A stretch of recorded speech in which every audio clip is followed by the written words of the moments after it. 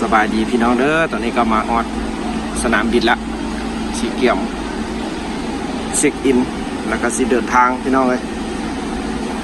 อันนี้ก็มันเวียงจันทน์พี่น้องสนามบินวัดไต่ประเทศลาวสบายดีพี่น้องเด้อตอนนี้ก็เดินทางมาฮอดสนามบินละเกี่ยมจะน้อยไปเช็คอินแล้วก็สิขึ้นเครื่องพี่น้องเลยเอาฝากเป็นกำลังใจในชีวิตการเดินทางพี่น้องเลยโดยงบน้อยว่าสิเป็นจังไดมื้อนี้นะพี่น้องสิติดขัดจังไดฝากเป็นกำลังใจเขาเดี๋ยวสิพาพี่น้องเดินทางเพื่อผู้ใดที่อยากจะไปต่างประเทศก็เบิ่งคลิปนำเขาการใช้ชีวิตในการเดินทางพี่น้องเลยว่าสิหมดงบเท่าไหร่สนามบินน้อยแต่รถก็หลายเด้ตามเศรษฐกิจบ้านเมืองสนามบินบ้านเฮาแล้วจังสิไปเบิ่งสนามบินบ้านเพิ่นพี่น้องสิเป็นจังไดเด้อเดี๋ยวสิเดินทางแล้วสิถ่ายให้พี่น้องเบิ่งติดตามการเดินทางของเฮาด้วยตัวเครื่องบินที่ทึกพี่น้องเลยตัวเครื่องบินที่ราคาทึกมันสิเป็นจังไดสิได้นอนคืนจักสิได้กินหยังอยู่หยังสิมีการบริการแนวใดพี่น้องเลยเพราะว่าเคยมาละเทื่อนึงละลองวัดเมือสิเป็นจังไดตอนนี้กำลังรอท่าเช็คอินแล้วก็สิเข้าไปในพี่น้องเลยเมื่อฮอดโมงรอท่าหมู่คู่หลายคนมาเต้ามาโฮมกันหลายๆคน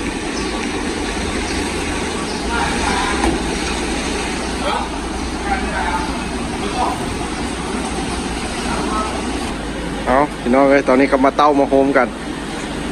สิเดินทางปรึกษาหารือกันสิไปจังได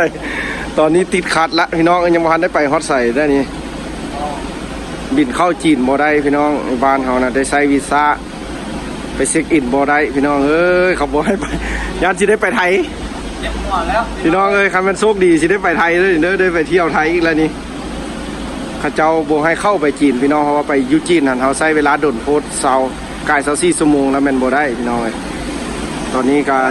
ปรึกษากันยุ่งยากอยู่พี่น้องเลยการเดินทางนี่นะสิพี่น้องเลยอยู่เฮาสิเป็นยังไงนี่10 ปลายคนผู้ใดพี่น้องเลยมาโฮมกันนี่สภาพอยู่เจียไปเจียมันพี่น้องเลยยนต์ก็ขึ้นปลาละปลาเลยบ้านนี้หมดสภาพได้ไปซ้ำพี่น้องเลยถ้าคิดไปล่วงไหนบ้านนี้ยกเลิกเงินก็บ่ได้เสียเงินล้านเลย10 ปลายคนทำไมเป็น100 ปลายล้านนี่ก็3,000บินนะยกเลิกกับบ่ได้พี่น้องเลยสุดเงินหนึ่งหลายได้เงินมัดสภาพพี่น้องเมื่อยกับบ้านขาลอยชิเปียงเงินใส่มากระเดียกระดอพี่น้องเลย10 ปลายคนทึกเงินกีบก็ต้องมาเป็น100 ล้าน100 ปลาย100 ปลายล้านว่าตัวเครื่องบินทึกถอนกับบ่ได้บาทนี่พี่น้องเลยให้กระโทรหาพ่อหาแม่ละยุ่งนะพี่น้องเลยเจ็บเส้นเลยบ้านเปลี่ยนเงินจะมาซื้ออีกพี่น้องเลยบ้านนี้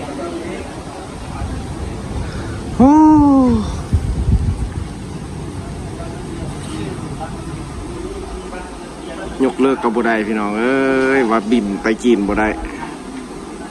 ไก่ไปอยู่จีนไก่24 ชั่วโมงเขาบ่ให้เข้าพี่น้องเลยอยู่สนามบินลาวบ่อนุมัติให้ออกเครื่อง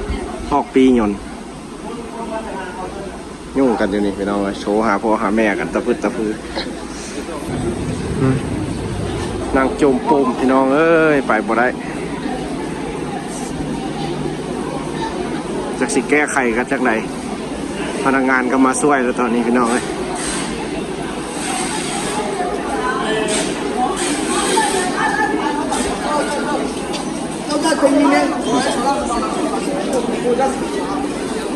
บิดไปรัสเซียติดขัดพี่น้องเข้าไปจีนบ่ได้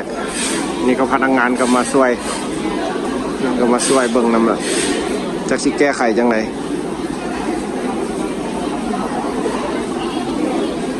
ก็มายืนลมอยู่นี่พี่น้องเป็นจังไหนสนามบินวัดไต่ลาว10 ปลายคนพี่น้องเลย5เบิ่ง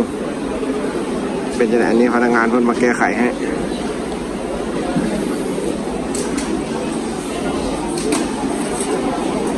ออกปียนต์บ่ได้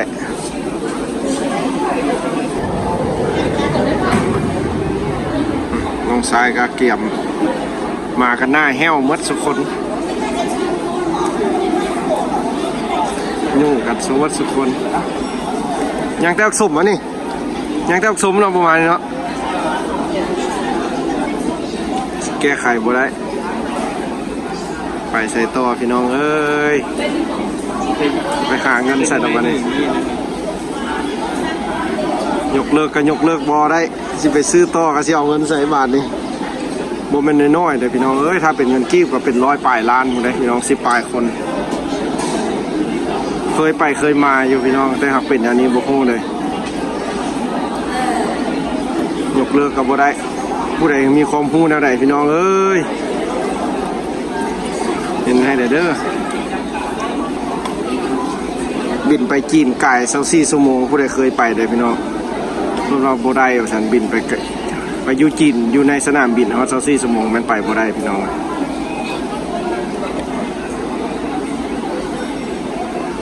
รักเสียจังไหนพนักงานก็มาลมละจะสิแก้ไขจังไหนเอากินข้าวนี่ ที่เทศดูลมสุดออกมากินให้เหรอวะ ได้ พี่น้องกินข้าว กินข้าวเป็นจังไหนจะค่อยกินตกยนต์ดังอึตกยนต์ดังอึ ได้แล้ว ไปบ่ได้ละพี่น้องเลยสีซุกหิวข้าวแล้ว เก็บหัวละ ไปซื้อข้าวแล้วพี่น้องเลยเอาตกยนต์ดังอึบ ยากคนซื้อไปก็เป็นยาวคนมันลั่งเลยกินนี่แหละฝากเป็นกำลังใจให้เนี่ยเด้อพี่น้องเด้อ พวกนี้มีโอกาสเขาหลายคน อยู่วันให้วันนามาไม่เรื่องนะแบบนี้ เพิ่นสิแก้ไขให้อยู่วะ คนที่แก้ไขตัวประตู โอ้ แก้ดีพวกนี้หลายคนหลายอย่างอย่างเนาะแต่สุดท้ายก็จะว่าเขาแก้สุดสุดท้ายเขาไม่ บ้าน ไป กินน้ำกันนะพ่อ มาแล้วไหมกินหน่อยกินปลาทหารเนาะเอากินปลาทหารตกยนต์พี่น้องเลยแก้ไขอย่างบ่ได้เลยเราไปขอบุญจากสมุทร3-4ชั่วโมง สิเป็นจังได 7 สาว มาท่าอยู่นี่3-4ชั่วโมงแล้วพี่น้องยังเอ็ดอย่างบ่ได้คือ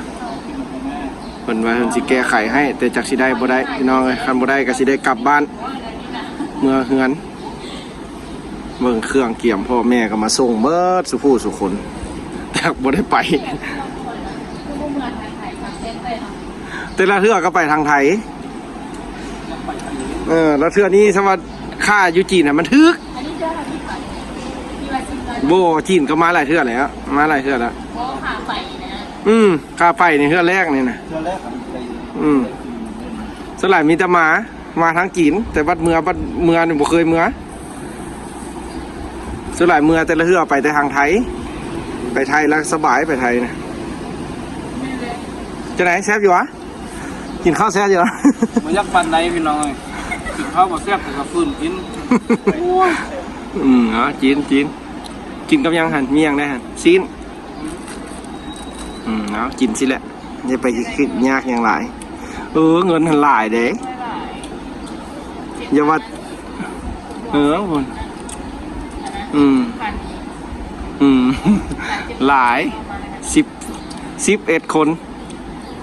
ซื้อรถได้เป็นคันเอากินแซ่บๆเด้อเชี่ยวลง YouTube ได้นี่ โอ้ยขึ้นจะบอกพี่น้องเอาให้สีสูกินข้าวกันปรึกษากันก่อนพี่น้องเพิ่นว่าเพิ่นสิ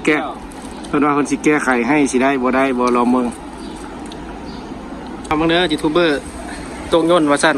บ่มีวีซ่าฟานจีนเนาะตามเพิ่นคิดเพิ่นเว้าเพิ่นว่าสิขายปิ่นยนต์ซื้อขายซองซื้อปิ่นยนต์ในตอนนี้นะ พี่น้องเอ้ยสดแห้งละยูทูบเบอร์ก็ได้ ลำบากแล้ว ฝากกดไลค์กดแชร์เด้อผมมีเงินมีคำย้อนกดไลค์กดแชร์นี่ละจะได้ขายซองเรานี่นะนั่งงอยนี่นะไอ้ก็นั่งเหงาสิสุกกับอิ่มข้าวแล้วพี่น้องมัดสภาพ มัดสภาพแล้วอะไรแต่ยากพี่น้องเป็นกำลังใจให้เด้อ เอาเป็นกำลังใจให้สิสุกได้พี่น้องเอ้ยที่เป็นจังไหนนี่ชีวิตสิไปอยู่ คนบ้านให้บ้านนา คือว่าทุกข์ตั้งแต่ต้นไทยเนาะว่าสิไปทุกข์อยู่รัสเซียว่าทุกข์ตั้งแต่อยู่บ้านเฮาล่ะเอาสรุปเบิ่งดูเฮ็ดจังไดกลับบ้าน แล้วพี่น้องเลย ถือว่าเป็นบทเรียนเด้อสำหรับท่านใดที่ว่าเดินทางไกลพี่น้องเลยอันนี้ก็ขาดความรู้พี่น้องเลยตกยนต์แล้วนี่นะ ตกพี่น้องเลยตกยนต์แท้เบิดสุกคนเลยตกเบิดพี่น้องเลยเมื่อยเลยบาดนี้จักเสียจังไดเพิ่นมาครอบละบ่ได้ละพี่น้องเลยผู้ใดสิไปจีนเด้อให้มีบทเรียนพี่น้องบ่ต้องให้ไปอยู่จีนถึงขั้น24ชั่วโมงพี่น้องหรือว่าแบบเฮาสรุปแบบว่าเพิ่นบอกว่าถ้าเฮาแบบสิบินไปจีนต้องบินไปสนามเดียวสนามบินเดียวบ่ต้องไปต่อถ้าไปจีนแล้วแม่นต้องได้เฮ็ดวีซ่าทุกๆคนต้องได้ไปเข้าจีนต้องได้เฮ็ดวีซ่าอีกหนึ่งก็แม่นต้องบ่ให้ไปยุดนแม่นพี่น้องบ่ได้ไปยุดนหรือว่าแบบอย่างหนึ่งก็แบบว่าบ่ต้องไปอยู่แบบสนามบินนี้แล้วสิไปต่ออีกสนามบินนี้แล้วจะค่อยไปอีกบ่อนหนึงหั่นน่ะพี่น้องบ่ได้ตัวนี้พี่น้องเอ้ยอันนี้ก็ถือว่าเป็นบทเรียนผู้มีให้ฮู้พี่น้องเอ้ยเพราะว่าเคยมาก็มาแนวนั้นบางเทื่อก็มาสุดก้อนเขาก็ได้มา2สนามบินคือมาเซี่ยงไฮ้แล้วจะค่อยมาคุนหมิงแล้วจะค่อยมาลาวเฮาพี่น้องแต่เทื่อนี้บ่ได้ละนี่ตกยนต์หมดค่ำ11คนพี่น้องเอ้ยเสียเงินละล้าเลยถอนก็บ่ได้ถอนเขาบ่ได้ค่ำเลยพี่น้องตอนนี้นะหรือว่าไกล ให้มีวีซ่าเนาะ คันสิไปอยู่ดนต้องให้มีวีซ่าจากตมไปก่อน3 มื้อว่าสรุปพี่น้องเจ็บเส้นจักสิไปตั้งรักกันอยู่ไสจักสิได้มีเงินไปซื้อปียนต์อีกบ้านหนึงเอาคลิปนี้กับเชิงซีเดอร์พี่น้องเอ้ยกลับบ้านก่อนซอกทางกลับก่อนพี่น้องเอ้ยจักสิจะไหน ลาพี่น้องและลาพ่อแม่ครอบพี่น้องเมื่อทุกคนแล้วไปเฮ็ดหน้าที่ลูกผู้ชายแล้วสุดท้ายก็จะได้กลับไปหาเพิ่นพี่น้อง เอายามครับเป็นบทเรียนคือว่าเสียดายแต่เงินพี่น้องบ่เสียดายหยังเวลาก็บ่เสียดายดอกเสียดายเงินเพราะว่าอีกหนึ่งก็มันหายากพี่น้องเงินส่วนสิมาซื้อเบิดสิปลายล้านยังค่อยสิได้ปียนต์ช่วงที่ไปฮอดรัสเซียพี่น้องแล้วแม่นแคนเซิลจบถอนก็บ่ได้ไปต่อก็บ่ได้กลับพี่น้องเอ้ย